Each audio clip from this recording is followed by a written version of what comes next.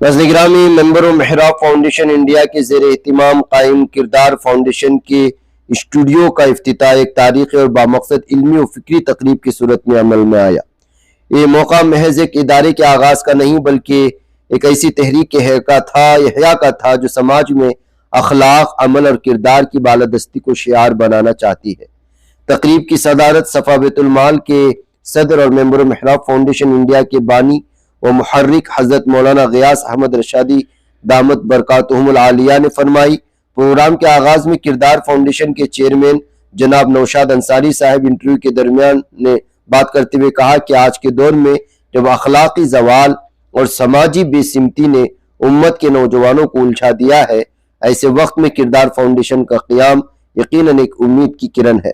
انہوں نے کہا کہ ادارے کا مقصد محض گفتار نہیں بلکہ عمل کے ذریعے ایک ایسی نسل تیار کرنا ہے جو کردار و اخلاق میں نبی کریم صلی اللہ علیہ وسلم کے اسوہ حسنہ کی جھلک پیش کرے۔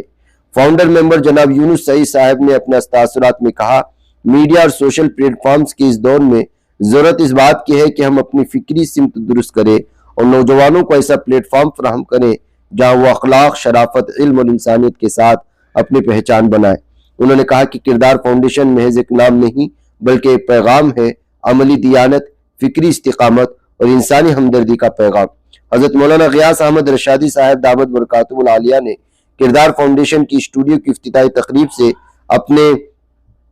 پراثر خطاب میں فرمایا کہ مسلمانوں کے لیے آج ملک گیر اور عالمگیر سطح پر اپنے اخلاق و کردار کا عملی مظاہرہ ناگزیر ہو چکا ہے۔ اگر ہم نے کسی میدان میں کمزوری دکھانی ہے تو اخلاق و کردار کا میدان ہے، جس پر جتنا افسوس کیا جائے کم ہے، جس سے نبی رحمت صلی اللہ علیہ وسلم نے اپنے عہد میں اخلاق حسنہ کے اعلیٰ ترین نمونے پیش کیے اور جن کے ماننے والوں نے اپنے کردار کی بلندی سے دنیا کے مختلف مذاہب و طبقات کے دلوں کو مسخر کیا، آج اسی کردار کی جھلک ہمارے معاشرے سے مفقود ہوتی جا رہی ہے۔ مولانا نے فرمایا کہ امت مسلمہ کی بقا، اس کی عزت، اس کے وقار، اس کی دعوتی کامیابی اسی وقت ممکن ہے جب ہم اپنے اخلاق و کردار کو نبی کریم صلی اللہ علیہ وسلم کی اسوہ حسنہ کے سانچے میں ڈھالیں، کیونکہ یہی وہ جوہر ہے جو انسانیت کی دلوں کو جیتنے، اسلام کی حقانیت کو دنیا کے سامنے روشن کرنے کی اصل بنیاد ہے۔ معروف عالم دین مولانا سید احمد ومیز ندوی صاحب نے